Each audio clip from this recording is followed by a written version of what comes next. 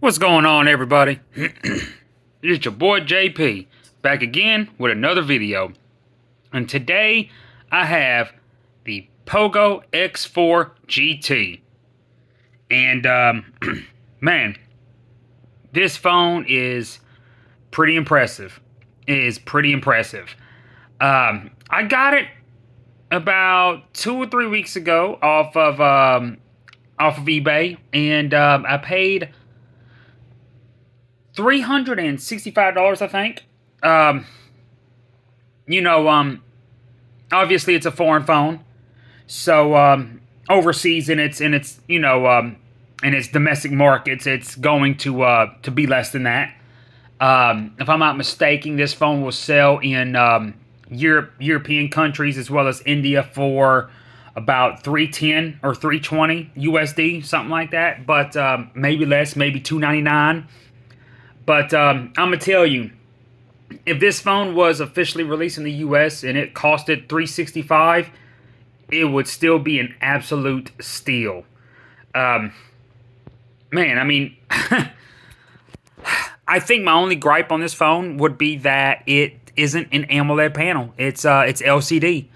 But at this price point, $365, as I said, I paid. And again, it's a phone that if you're watching this, in the India market or Europe somewhere, it's going to be less than that. So I mean, really, for what you get, that's it's I realize an OLED screen is a big deal, and there are phones at this price point that have OLED screens, but not with these specs. So it's kind of a trade-off. And this is a fantastic LCD, like on the level of a TCL LCD panel.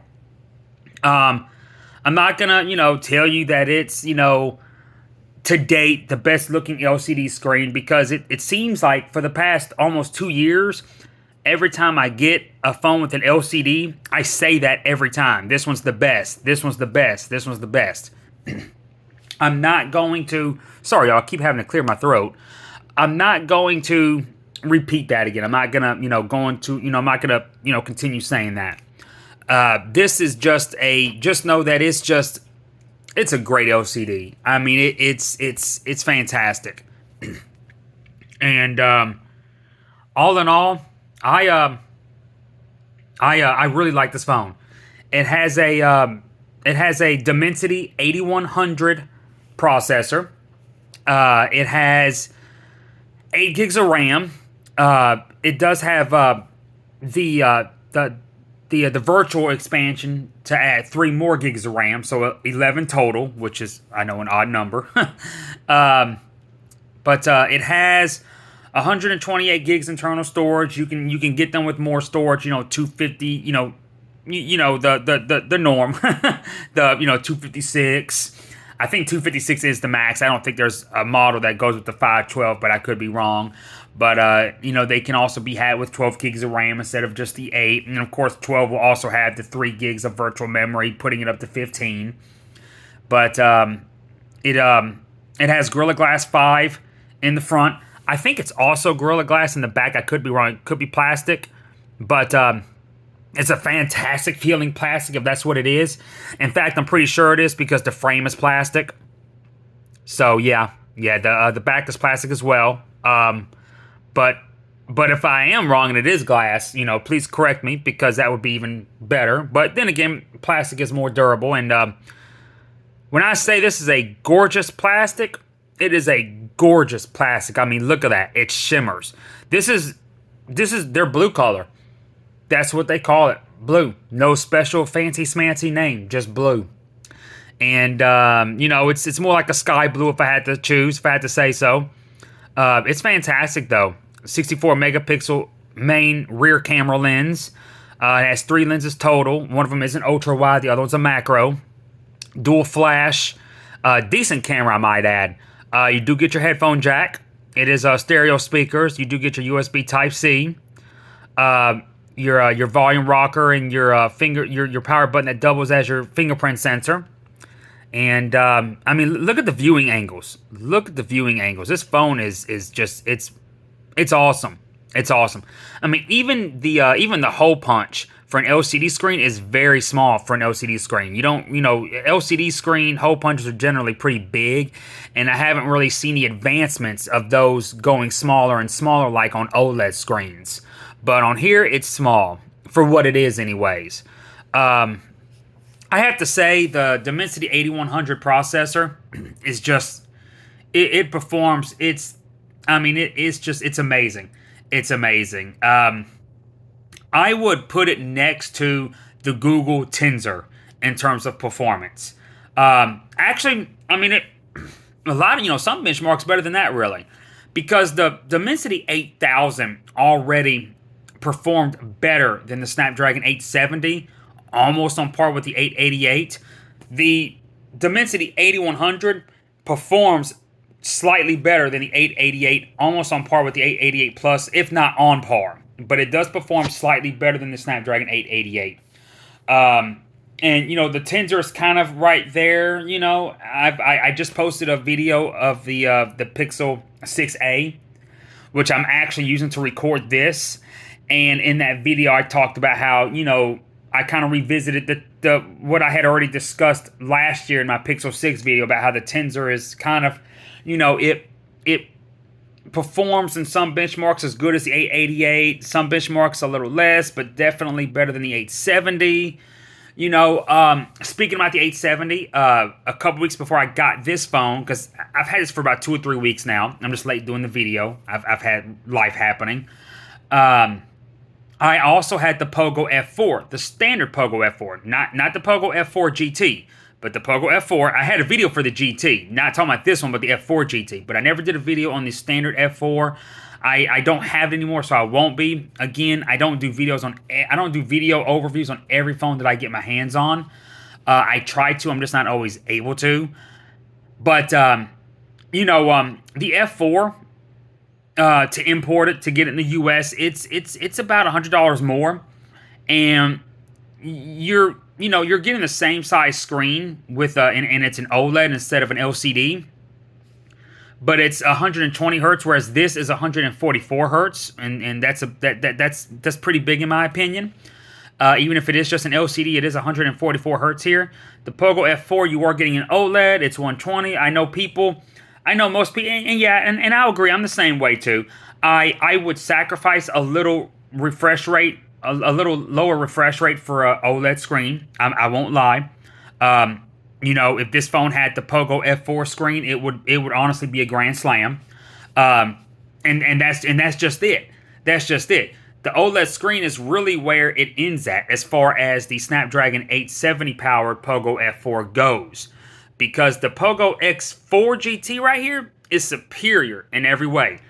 The camera on the F4 is supposedly a little bit better than the X4 GT. I couldn't really tell the difference, honestly. But it does have, as far as actual hardware goes, the F4 does have a more up-to-date lens, main rear lens, as opposed to this.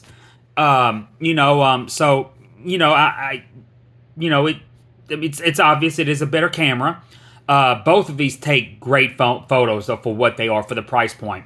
The F4, that's kind of the upgrade if you're coming from an F3 because the processor didn't change.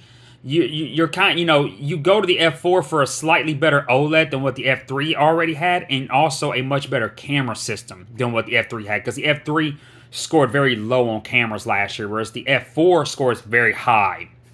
For its price point anyways. For their price point. For these price points, I should say.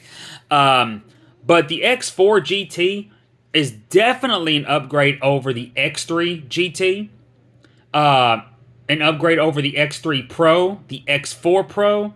The X4 GT decimates all of those. And in performance, it decimates the F4 even.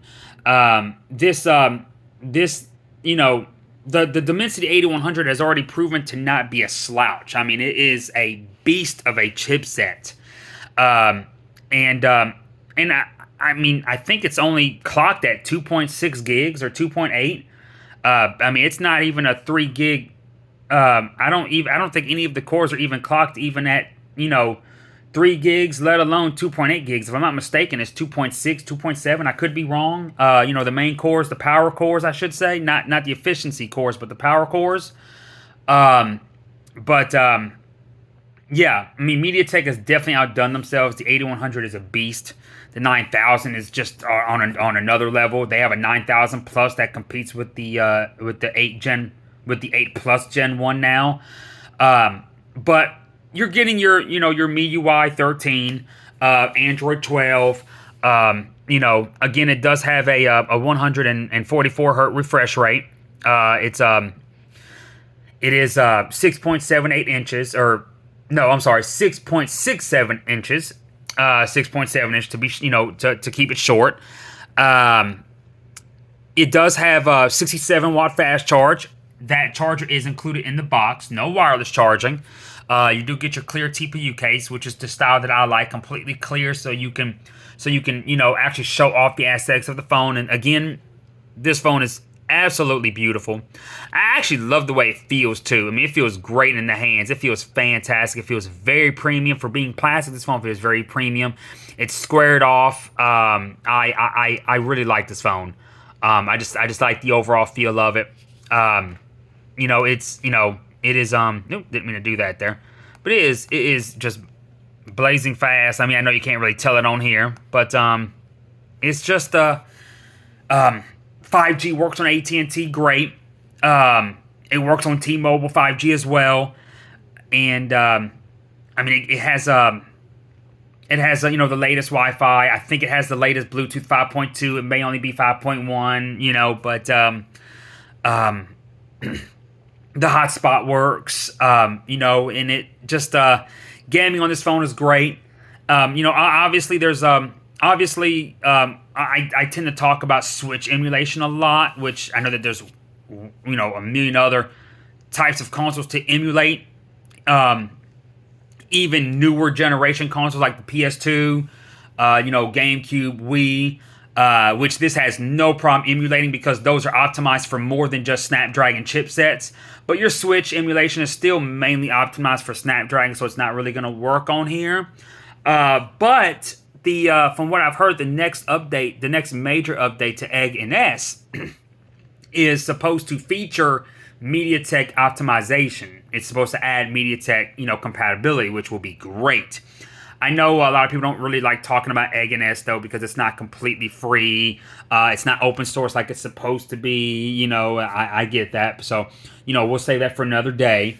But PS2 emulation on this here works like a dream. GameCube and Wii, the latest native Android games, they fly on the highest settings like Genshin Impact, Apex Legends, Final Fantasy VII, The First Soldier, or Final Soldier, I forgot the name of it exactly, but it's a great game. I like playing. I just don't remember the exact name of it for some reason. But don't let the LCD on this phone fool you. It's fantastic. You are missing the always on panel because it's an LCD, but it's you saw the viewing angles. They're fantastic on this phone. This phone is very premium looking, is very premium feeling, and it runs very premium. I mean, this is a the Dimensity 8100 it's low end flagship, as Flossie Carter would say, but it is current generation flagship nonetheless. I mean, I forgot what phone he did that had the Dimensity 8100, but he had mentioned that it was a low end flagship spec. And whenever he did his review on the Pixel 6a more recently, he, described the Google Tensor as being flagship specs. And, really, the 8100, to me, isn't any less than the Google Tensor. I mean, in a way, it kind of is slightly higher than the Google Tensor. But I'm not saying that the Tensor is a low-end flagship processor. I'm calling it as a flagship processor just as he does. I just kind of disagree with the 8100 being considered a low-end flagship. To me, it is flagship. Would I say high-end flagship? No, that would be reserved for the Dimensity 9000 as far as MediaTek chipsets go. You know, but I mean, I would say the 8000 is low end mid range, or not mid range, but low end flagship. But everyone, people also have different opinions on MediaTek and how they view it as well. So it's subjective nonetheless. But this processor is it's absolutely blazing fast. I have been thoroughly impressed with it. This phone has I mean, everything I've thrown at it, this phone has taken it like a champion. It's noticeably quicker than the new Poco F4 that came out at the same time. I mean, yeah, I mean, for what I paid, $365, you could probably get it less than that now. It's a steal for this phone, honestly. You can't go wrong. Even though it does have MIUI 13, it does have Pogo's enhancements, their own UI over MIUI, if that makes sense. Which I really like. I've always enjoyed Pogo's UIs. Yeah, I mean, it's a fantastic phone.